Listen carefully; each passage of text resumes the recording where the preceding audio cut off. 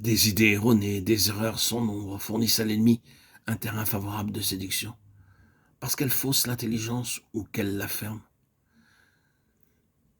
Ces idées aux affirmations de la parole de Dieu, aux faits de tous les jours, conduisent le croyant à refuser le secours de ceux qui pourraient l'aider. 1 Pierre 1,12. Enfin, des tournures de phrases que nous employons pour définir nos expériences religieuses ou celles des autres, et certaines expressions courantes parmi les habitués des conventions, des réunions de croyants, sont positivement dangereuses. Elles peuvent servir l'ennemi. Ainsi, les mots posséder, contrôler, se livrer, s'abandonner, qui expriment bien la vérité lorsqu'il s'agit des rapports du chrétien avec Dieu, peuvent donner lieu à une interprétation telle qu'ils déterminent une intervention satanique.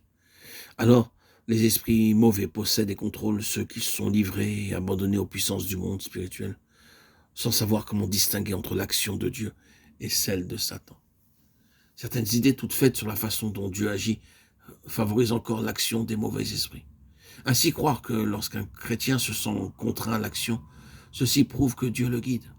Ou bien être persuadé que Dieu rappelle tout ce qu'il faut dire, qu'il est donc inutile de recourir à la mémoire. D'autres erreurs encore déterminent la passivité, cette passivité qui favorise l'action des démons. Et elle se base sur des textes bibliques mal interprétés.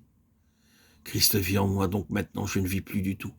Ou Christ vit en moi, donc j'ai perdu ma personnalité, puisque c'est Christ qui vit personnellement en moi. C'est une interprétation donnée et basée sur Galates 2:20.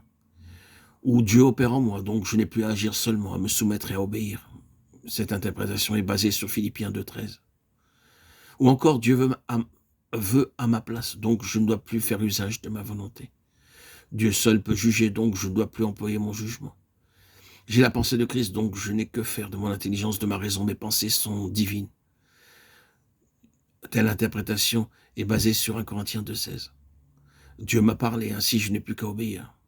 Je m'attends à Dieu, ainsi je ne dois pas agir à moins qu'il m'y pousse. Dieu me révèle sa volonté par des visions, ainsi je n'ai plus besoin de décider ou d'en appeler à ma raison et à ma conscience.